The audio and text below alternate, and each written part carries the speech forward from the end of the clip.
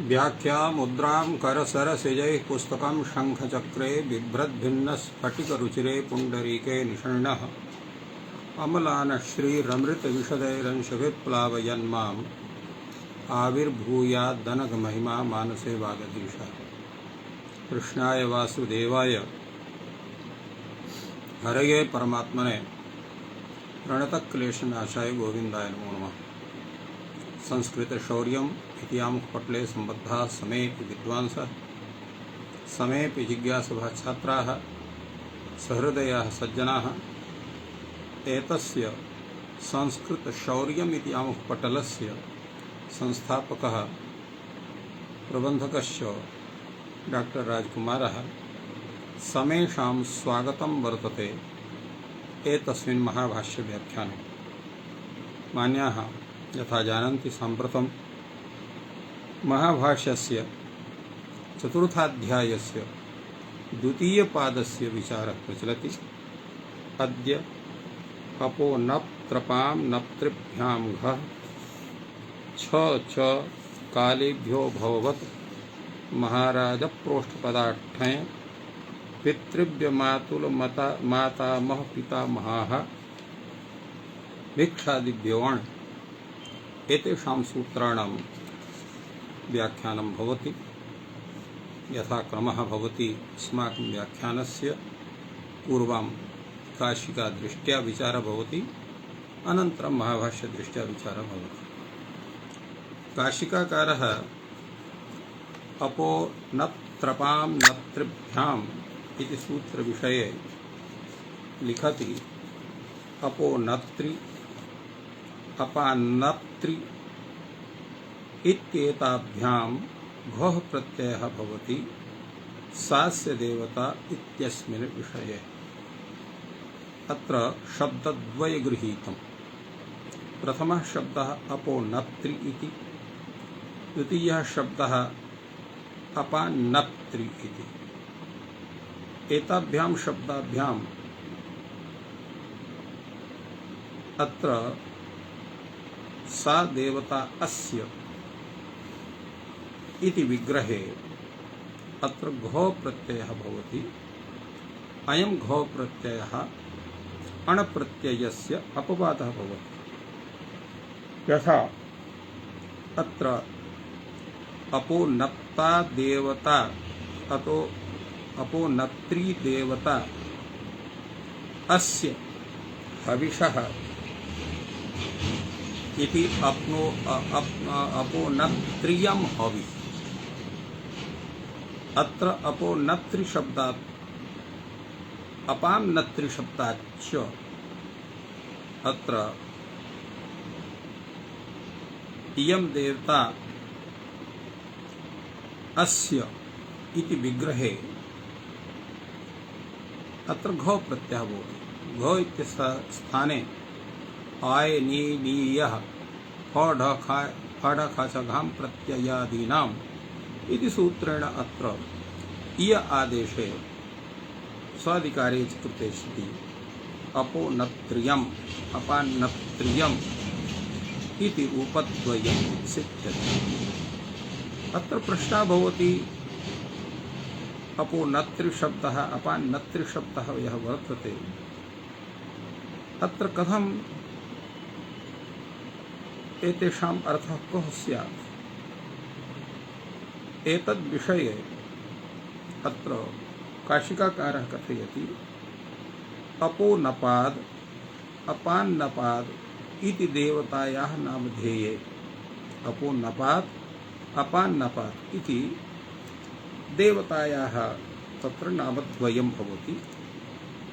तयोस्तु प्रत्ययसन्नियोगेन रूपम् इदं निपात्यते। अत्र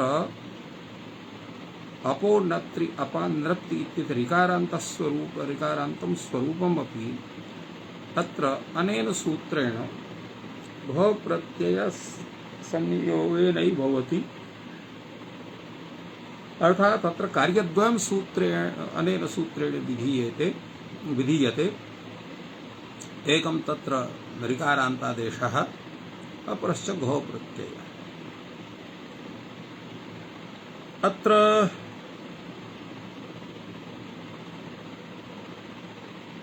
एतस्मिन् विषये अत्र काशिकाकारः नारायण तत्र हरदत्तोऽपि कथयति हरमञ्जरीकारः अपो नपाते अनुब्रूहि अपां नपाते अनुब्रूहि इति प्रयोगद्वयं भवति। तत्र अपो नात्तं यज अपां नपातं यज इति विषये अत्र वाक्यं वर्तते। तत्र श्रौतसूत्रे वेदे तावत् यदा स्वाहाकारः भवति तदा अत्र ऋकारान्तादेशः भवति। तेन अपो नत्रे स्वाहा अपान्नत्रे स्वाहा इति छान्दसः प्रयोगः भवति। एवं रूपेण अत्र विचारः काशिकाग्रन्थे विहितः। पद्मञ्जरीग्रन्थेऽपि एतस्य तथा व्याख्यानमपि आयातम्। अधुना तावत् अत्र भाष्ये कीदृशः विचारः।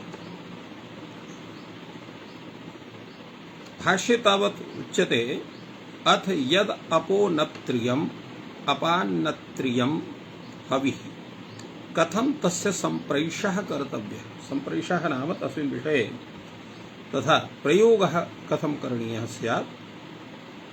एतद्विषये भाष्यकारः कथयति अत्र श्रौतसूत्रे तावत् प्रयोगद्वयं प्रैष विषये कथितं वर्तते। अपो नपाते अनुब्रूहि अपान्नपाते अनुब्रूहि इति वाक्यद्वयं तत्र आगतम्। अत्र प्रश्नः भवति अपो नपाते अनुब्रूहि अपान्नपाते अनुब्रूहि अत्र अपो नप्त्रि अपान्नृप्ति इति भावः कस्मात् कारणात् न भवति। तत्रापि अनो नप्त्रे अनुब्रूहि अपान्नप्त्रे अनुब्रूहि इति तत्र भवितव्यम्।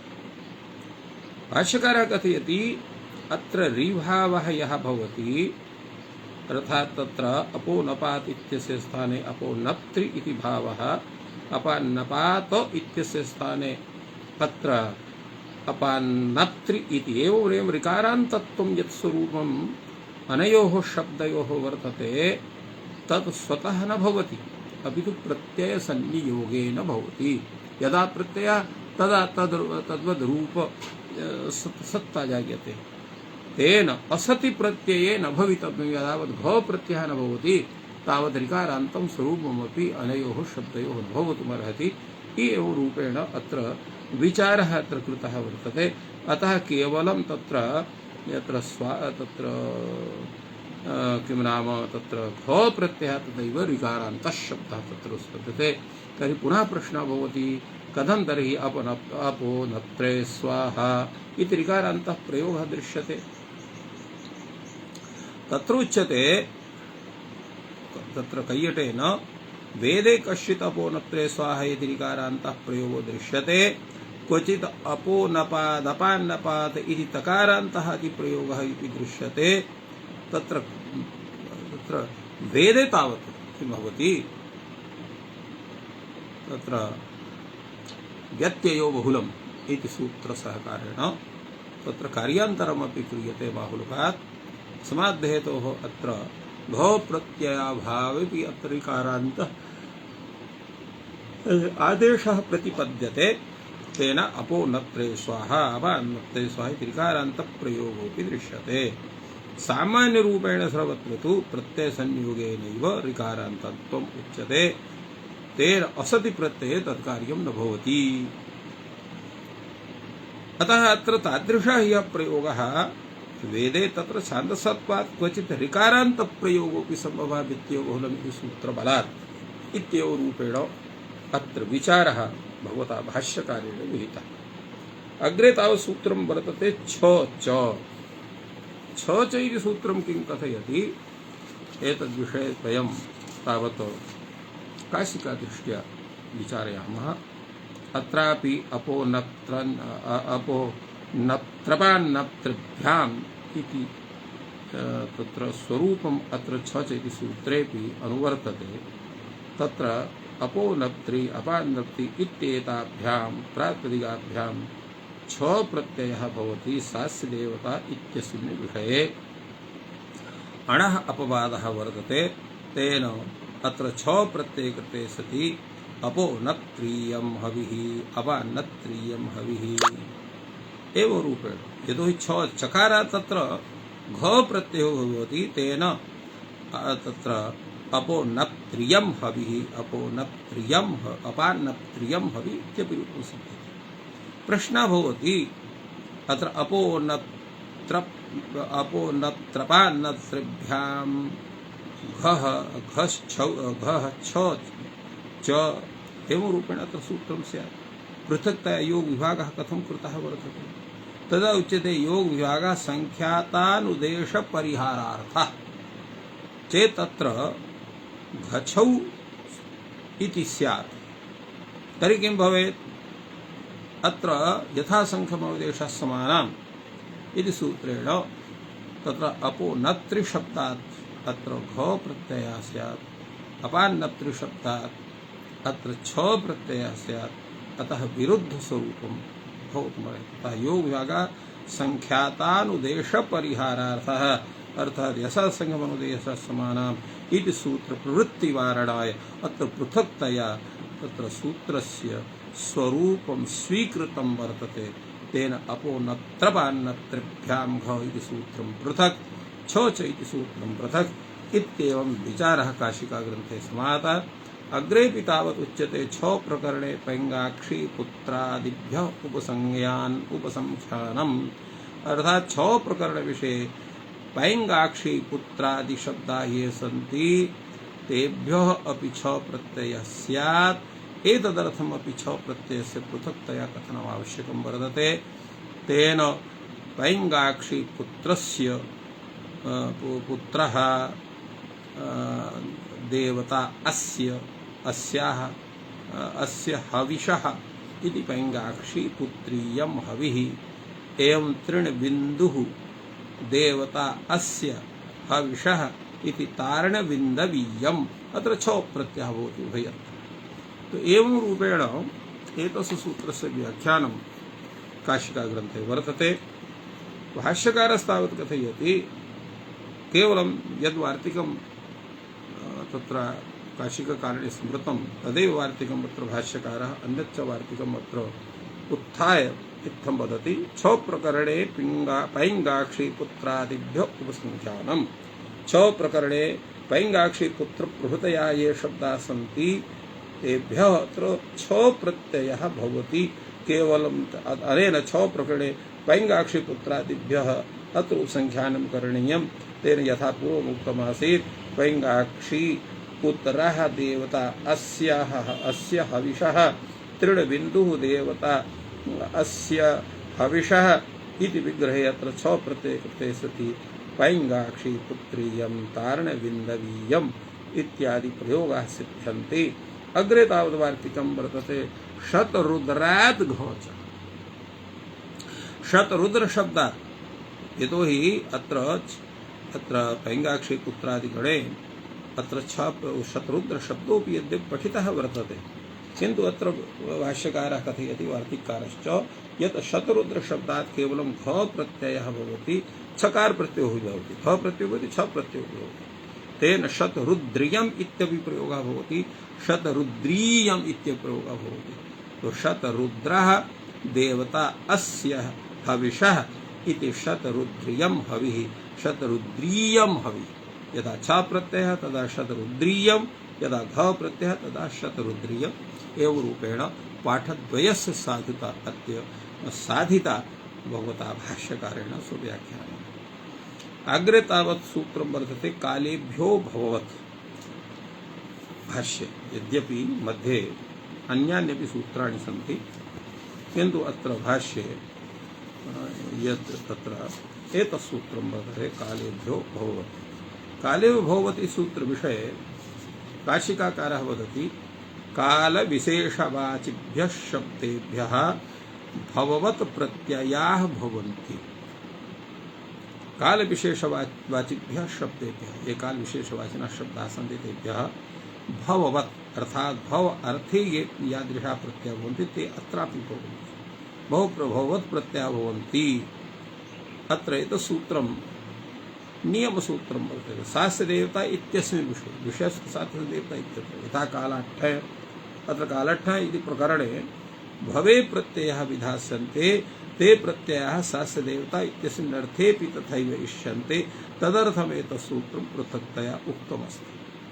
वत्करणं सर्वत्र सादृश्य परिग्रहार्थम्। अत्र भव वत् इत्यत्र वत्करणं किमर्थं वर्तते? तो सर्वत्र सर्वसादृश्य परिग्रहार्थम्, अर्थात् यत् यत् सादृश्यं प्राप्यते शब्द विषये तस्य तत्सर्वस्यापि परिग्रहणं भवतु इति एव रूपेण अत्र उक्तं वर्तते।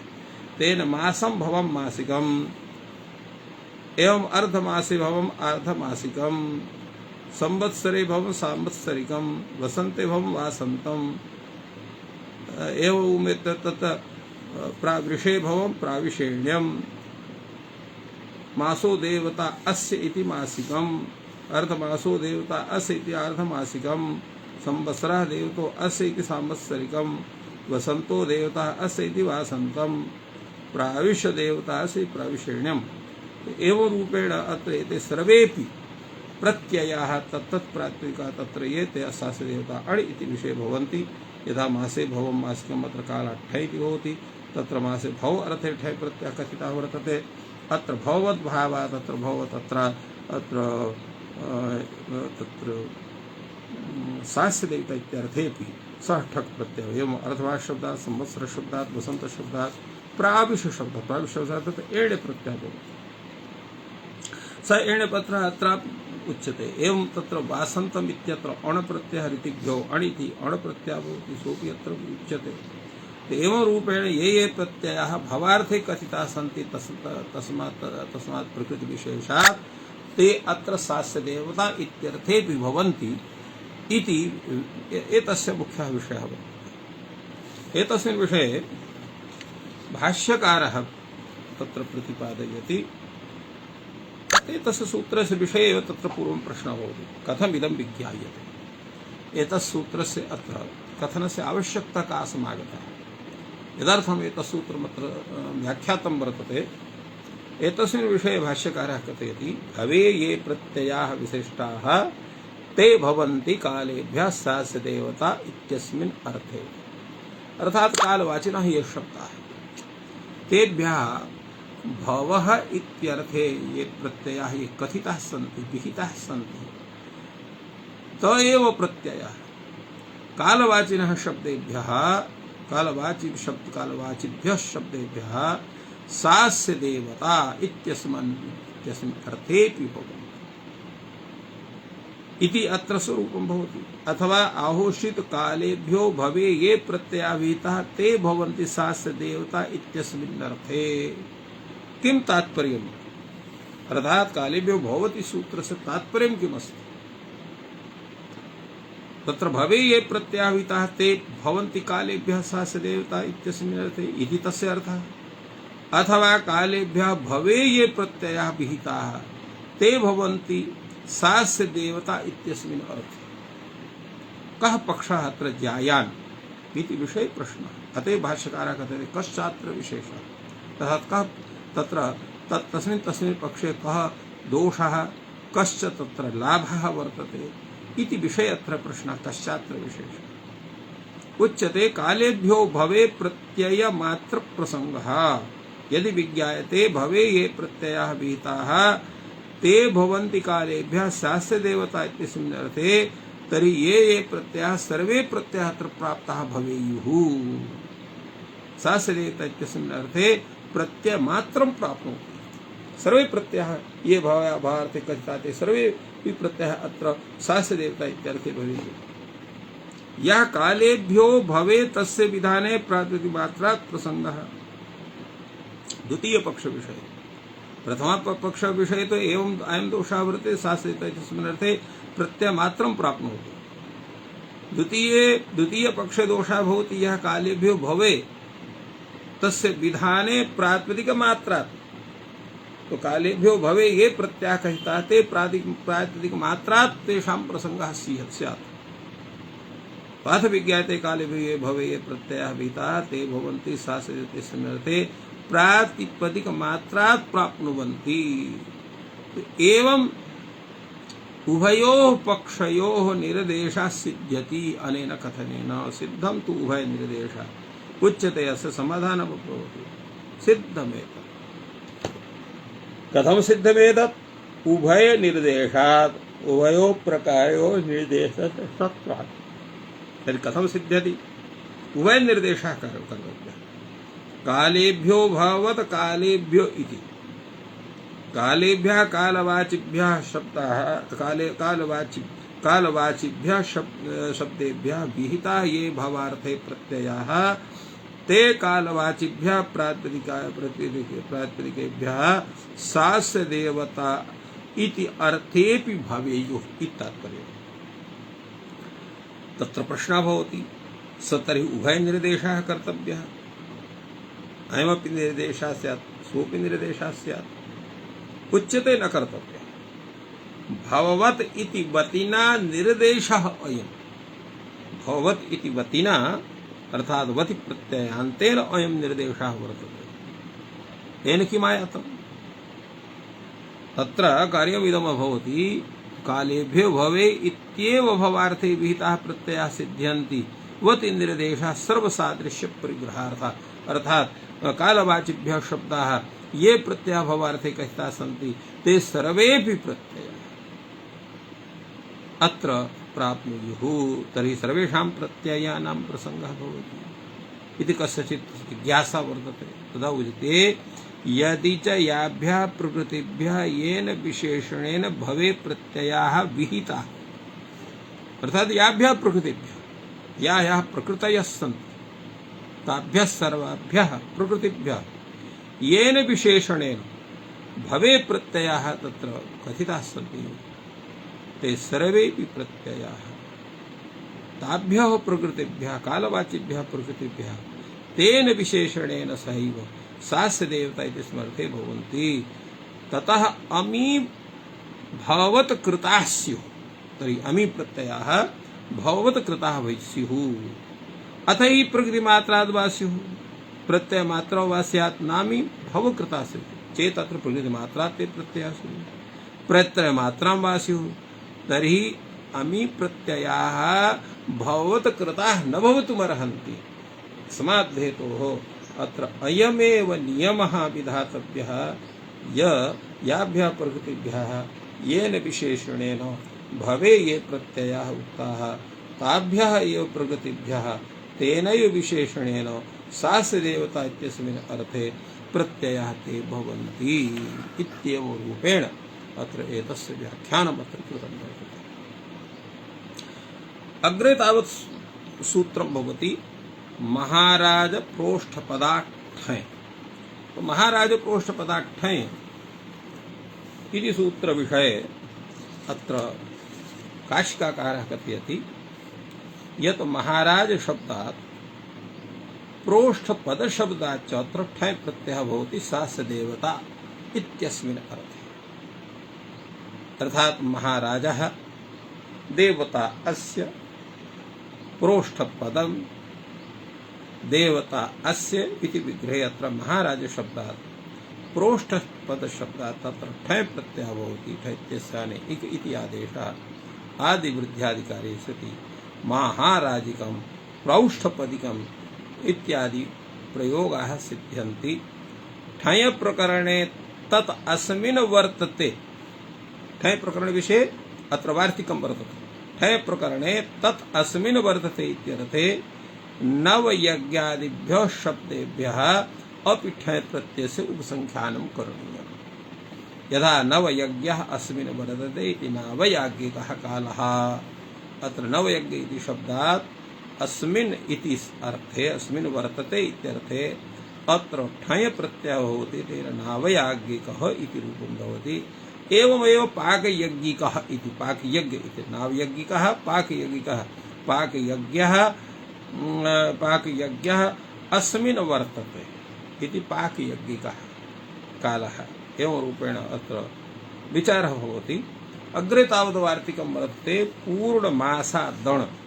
पूर्णमास इति शब्दात् तत्र अण् प्रत्ययः भवति। पूर्णमासः अस्याम वर्तते इति विग्रहे अत्र पौर्णमासी तिथि एवं पौर्णमा शब्दात् अत्र ठक् अण प्रत्ययः अथ च अत्र टिड्ढाणे इत्यनेन गीप् प्रत्यय कृते सति पौर्णमासी तिथि इति रूपं जायते।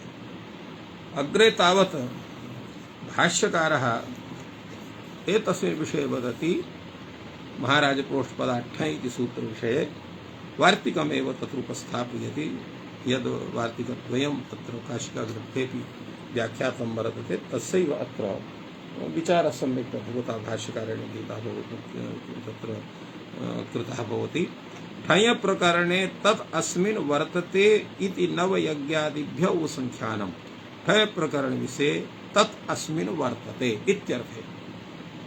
तत् अस्मिन् वर्तते यद् पुल्लिङ्गः तत्र सः अस्मिन् वर्तते, स्त्रीलिङ्गः तत्र सा अस्मिन् वर्तते, वस्तुविशेषस्य तत् अस्मिन् वर्तते, सामान्यरूपेण निर्देशात् नपुंसकलिङ्गत्वेन तत् अस्मिन् वर्तते इति रूपम्। नवयज्ञादिभ्यः उपसंख्यान नवयज्ञादिगणे पठिता ये शब्दाः तेभ्यः अत्र ठञ् प्रत्ययस्य उपसंख्यानं करणीयम्। अत्र ठञ् प्रकरणे तस्मिन् वर्तते इति तत्र नवयज्ञादिभ्यः उपसंख्यानं वर्तते। नवयज्ञ इति शब्दात् नवयज्ञो वर्तते अस्मिन् इति विग्रहे नवयज्ञ शब्दात् अत्र ठञ् प्रत्यय कृते सति नावयाज्ञिकः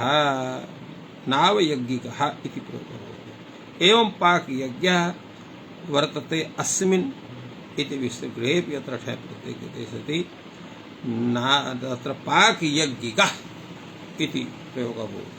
एवं पूर्णमासादण् इत्यपि वर्तते। पूर्णमास शब्दात् अण् प्रत्ययः भवति।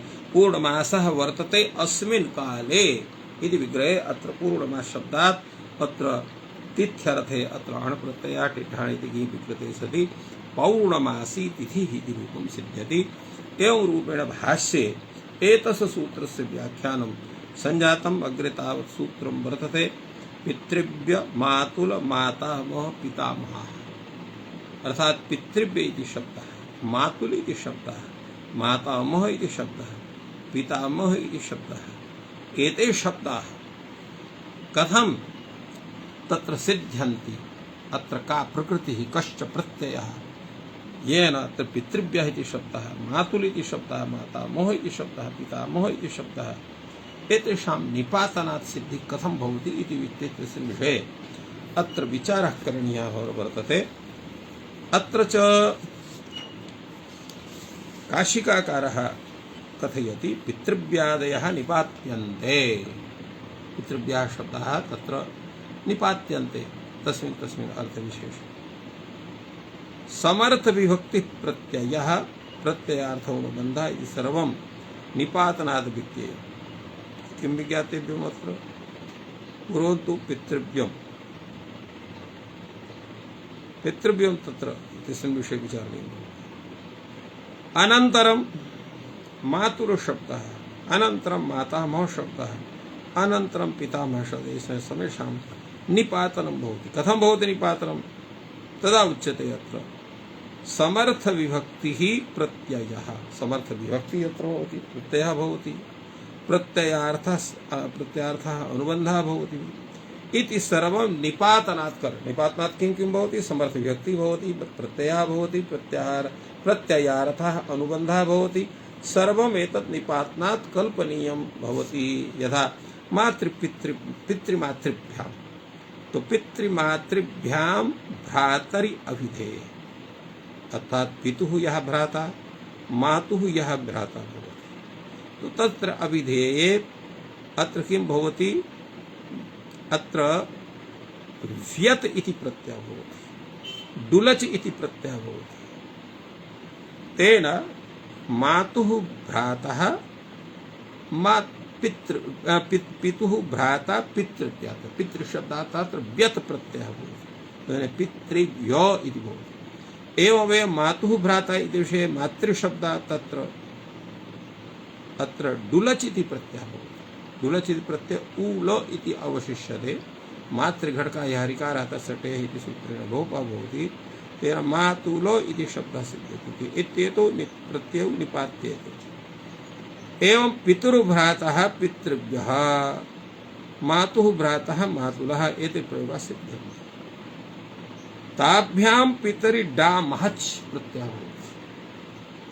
अर्थात् पितुः पिता पितामहः, मातुः पितः मातामहः। अत्र उभयत्र डामच् प्रत्ययः, डामहच् प्रत्ययः। डामहच् इत्यत्रापि टी लोपे सदे अत्र मात् पित् पित् पित आमः मात आमः वर्ण सम्मेलने पितामह मातामह इति रूपं जायते। अग्रे तावत् उच्यते मातरिषिच्च, माताभ्याम् एव पितरि डामहच् प्रत्ययो भवति। मातुः पितुः पितुः पिता पितामहः, मातुः पिता माता, मातरिषिच्च। अत्र मातरि विषये अत्र षिच् प्रत्ययः भवति। षिच् प्रत्ययस्य पितामही इत्यपि मातामही इत्यपि भवति। अग्रे तावत् उच्यते अवदुग्धे सोढ दूस मरी सचो वक्तव्यः। अवेर्दुग्धे तत्र अवि नामकः यः प्राणी वर्तते तस्य दुग्ध विषये अत्र सोढ इति शब्दः, सोढ इति प्रत्ययः। एवं तत्र दूस इति प्रत्ययः, मरिसच इति प्रत्ययः, एते प्रत्ययः भवन्ति। यथा अवेः दुग्धम् अविशोढम् अविसूतम् अविमरीमसम् अविमरीसम् एते प्रयोगाः तत्र भवन्ति दुग्ध विषये केवलम्। अवेः दुग्धे सोढ दूसर मरीसचः वक्तव्यः एते प्रत्ययाः वक्तव्याः भवन्ति। तेन एते रूपाः प्रयोगाः सिद्ध्यन्ति। तिलान्निष्फलात् पिञ्जपेजौ वक्तव्यौ। तिलानां तत्र नैष्फल्यात् एतं तादृशस्य स्वरूपस्य अदर्शनात् तत्र किं क्रियते अनेन?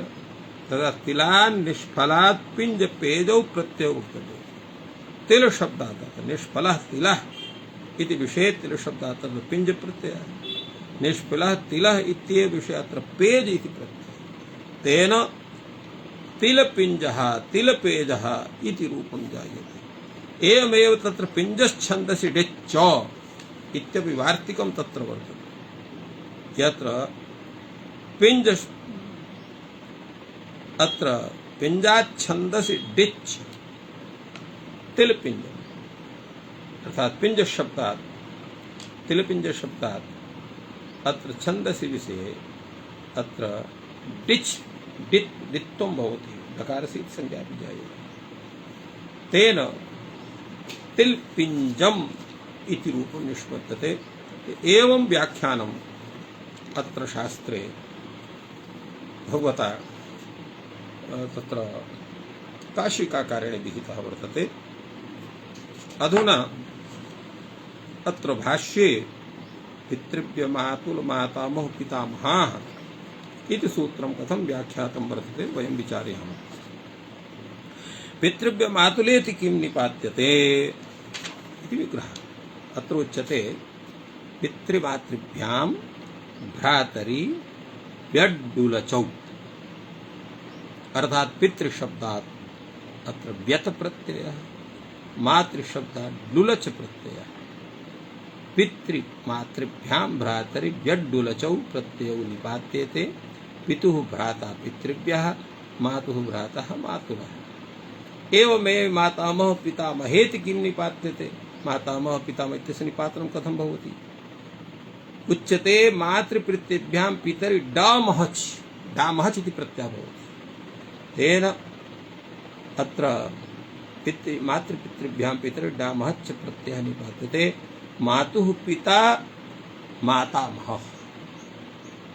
अत्र मातृशब्दात् अत्र डामहच् इति प्रत्ययः, तेन मातामह इति रूपं सिद्ध्यति। एवं पितुः पिता इति विग्रहे पितृशब्दात् तस्य डामच् प्रत्ययः भवति, तेन पितामह इति रूपं सिद्ध्यति। मातर्षिच्च मातृविषये अर्थात् पितुः माता मातुः माता इति विषये अत्र यः डामच प्रत्ययः भवति सः शकार इत संज्ञकोऽपि स्वीक्रियते।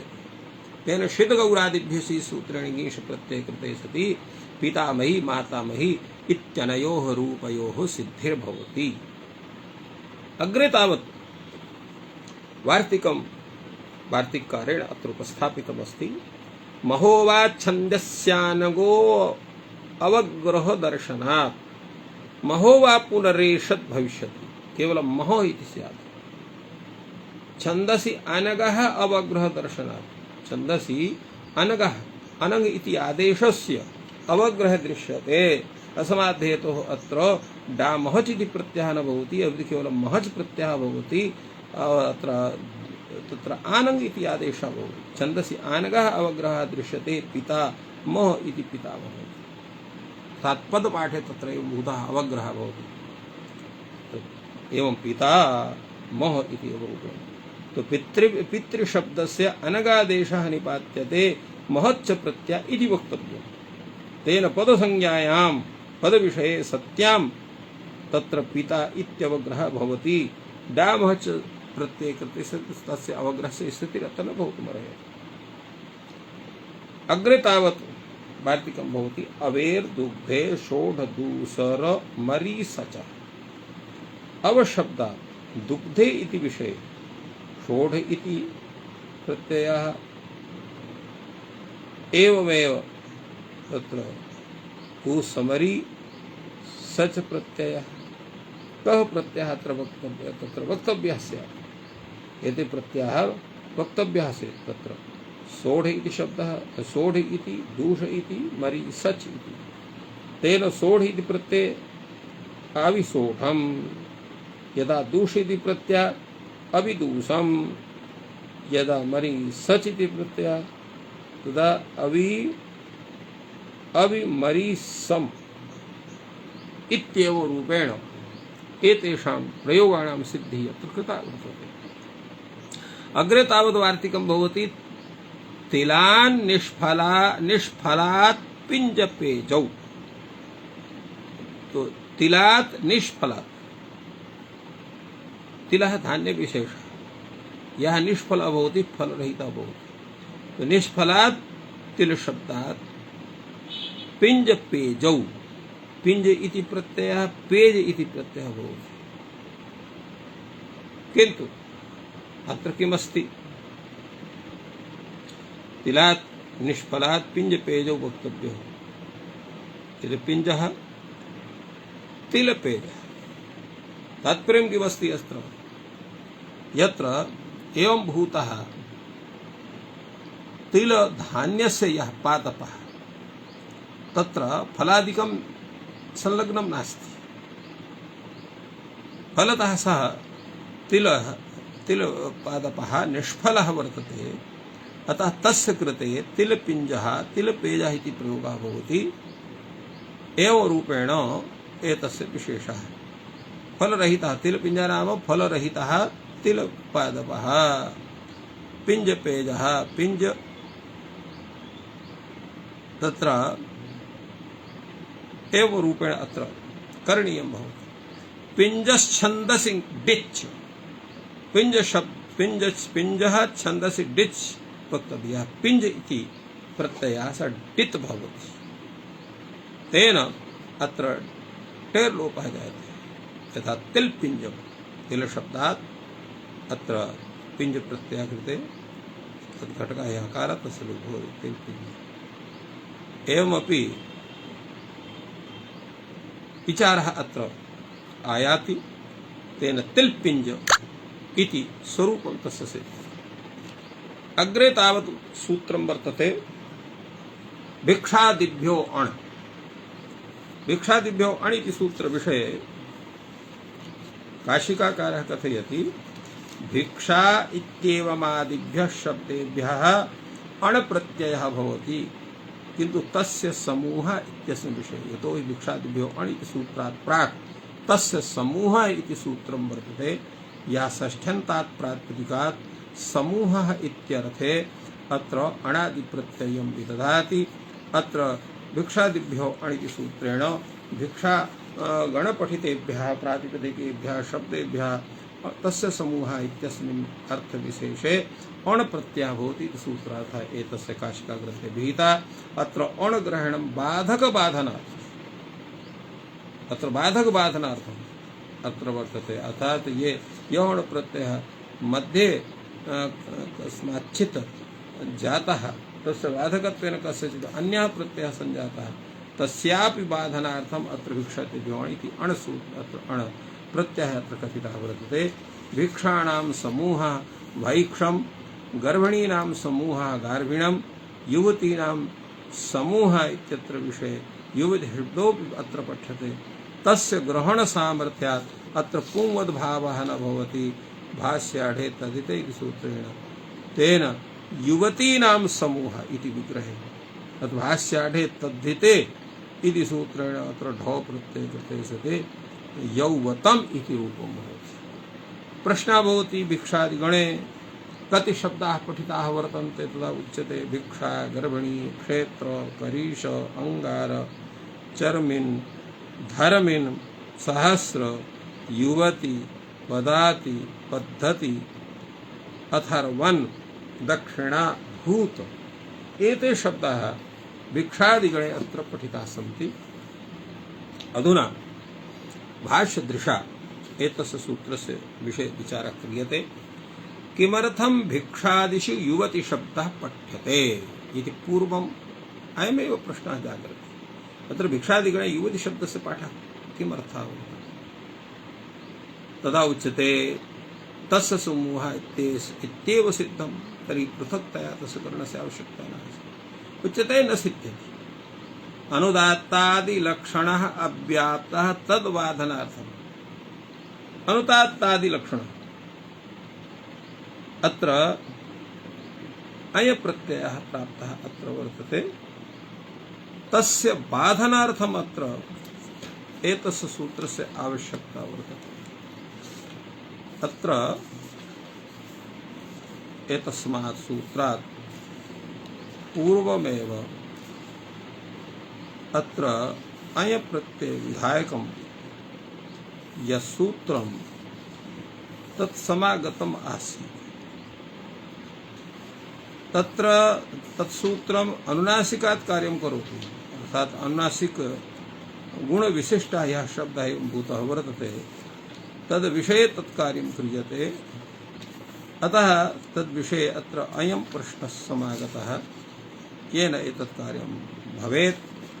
तदर्थम् अत्र एषा शङ्कापि अत्र उपस्थापिता वर्तते। अत्र एतद्विषये अतएव अत्र अनुदात्तादिलक्षणः अयप्राप्तः। अनेन तत्र कल्पनेन अत्र उच्यते तद्बाधनार्थम् तस्य बाधनं स्यात् तत्र अणप्रत्ययः स्यात् एतदर्थम् एतत् सूत्रं कथितं वर्तते। अतः उत्तरं पठति भिक्षादिषु युवति ग्रहणानर्थक्यं पुंवद्भावस्य सिद्धत्वात्। भिक्षादिगणे तत्र युवति शब्दस्य पाठः तत्र न करणीयः, अत्र पुंवद्भावस्य सिद्धः स्यात्। तदा उच्यते भिक्षादिषु युवति ग्रहणम् अनर्थकं। किं कारणं? पुंवद्भावस्य पुंवद्भावः स्यात्।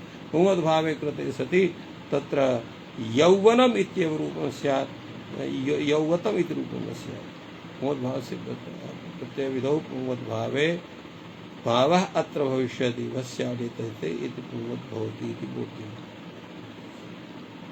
अग्रे तावत् उच्यते सिद्धश्च प्रत्ययविधौ सिद्धः भविष्यति। एवम् अत्र कथितं वर्तते यत्र भिक्षादिषु युवति ग्रहणानर्थक्यं पुंवद्भावः सिद्धत्वात्। भिक्षादिषु युवति ग्रहणम् अनर्थकं। किं कारणं? पुंवद्भावः सिद्धत्वात्। प्रत्ययविधौ पुंवद्भावः अत्र भविष्यति भस्याढे तद्धिते इति सूत्रेण अत्र पुंवद्भावः स्यात्। अतः अत्र तस्य ग्रहणं न करणीयम्। अग्रे तावत् भाष्यकारः प्रतिपादयति सिद्धश्च प्रत्ययविधौ। अत्र प्रत्ययविधौ अत्र पुंवद्भावः स्वतः सिद्धः भवति, पृथक्तया तस्य कथनस्य आवश्यकता नास्ति। पूर्वं पुंवद्भावः पश्चात अत्र प्रत्ययः भवति। एवं प्रकारेण एतस्यापि सूत्रस्य व्याख्यानं सञ्जातम्। अत्रैव विरम्यते। सर्वेभ्यो नमः। जयतु संस्कृतं, जयतु भारतम्।